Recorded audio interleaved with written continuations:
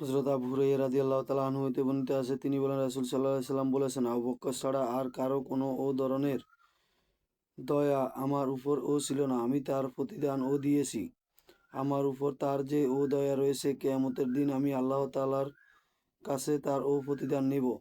আর আমাকে কারো ও সম্পদ কতটা উপকৃত করেনি যতটা আবু বকরের সম্পদ আমাকে উপকৃত করেছে।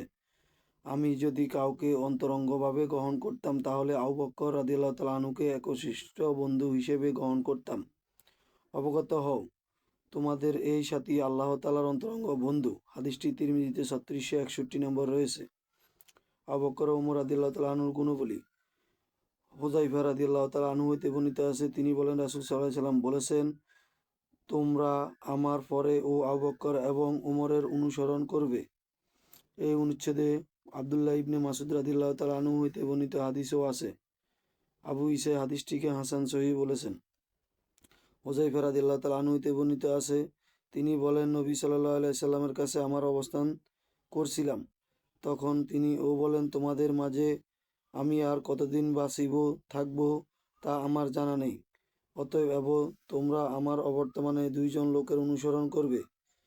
এই কথা বলে তিনি আবু বকর এবং উমরের দিকে ইশারা করলেন। হাদিসটি তিরমিজিতে 3663 নম্বরে রয়েছে। আয়েশা রাদিয়াল্লাহু তাআলা আনহা হইতে বর্ণিত আছে, তিনি বলেন, নবী সাল্লাল্লাহু আলাইহি সাল্লাম বলেছেন, আবু বকরকে হুকুম দাও তিনি যেন লোকদের নামাজ আদায় করান। আয়েশা রাদিয়াল্লাহু তাআলা আনহা বলেন, হে আল্লাহর রাসূল সাল্লাল্লাহু আলাইহি সাল্লাম, আবু বকর আপনার স্থানে দাঁড়াইলে কান্না ও ভেঙে পড়ার কারণে লোকদের ও কিরাতের শুনতে পারবে না। অতএব আপনি ওমর রাদিয়াল্লাহু তাআলা আনহুকে হুকুম দিন তিনি যেন লোকদের ও নামাজ আদায় করান। আয়েশা রাদিয়াল্লাহু তাআলা আনহা বলেন, পুনরায় রাসূল সাল্লাল্লাহু আলাইহি সাল্লাম বললেন, আবু বকরকে নির্দেশ দাও তিনি যেন লোকদের নামাজ আদায় করান। আয়েশা রাদিয়াল্লাহু তাআলা আনহু বললেন, এবার আমি ও হাফসা রাদিয়াল্লাহু তাআলা আনহাকে আপনি ও রাসূল সাল্লাল্লাহু আলাইহি সাল্লামকে বলুন, আবু বকর রাদিয়াল্লাহু তাআলা আনহু তার স্থানে দাঁড়ায় কান্নায় ও ভেঙে পড়ার কারণে লোকদের তার ও কিরাত শুনতে পারবে না। অতএব আপনি ওমর রাদিয়াল্লাহু তাআলা আনহুকে বলুন তিনি যেন লোকদের নামাজ আদায় করান। হাফসা রাদিয়াল্লাহু তাআলা আনহা তাই বললেন।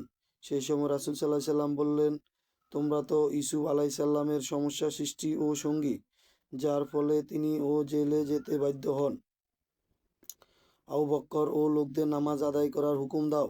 সেই সময় হাফসা রাদিয়াল্লাহু তাআলা আনহা আয়েশা রাদিয়াল্লাহু তাআলা আনহা বলেন, কখন আমি ও তোমার নিকট হইতে মঙ্গল পাইনি।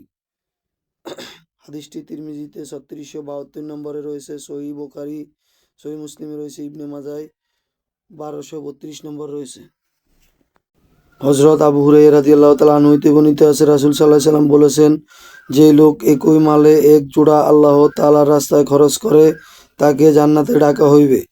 হে আল্লাহ তাআলার বান্দা, এটা উত্তম ও জায়গা। সুতরাং যে লোক ও নামাজি তাকে নামাজের দ্বার হইতে আহ্বান করা হইবে। যেই লোক মুজাহিদ তাকে মুজাহিদের দ্বারায় আহ্বান করা হইবে। যে লোক দানশীল তাকে দান খয়রাতের দ্বারায় আহ্বান করা হইবে। যে লোক রোজাদার তাকে রোজাদার বিশেষের দ্বারাই রায়আন হইতে আহ্বান করা হইবে। সেই সময় আবু বকর রাদিয়াল্লাহু তাআলা আনহু বলেন, আমার পিতা মাতা আপনার জন্য উৎসর্গ হোক।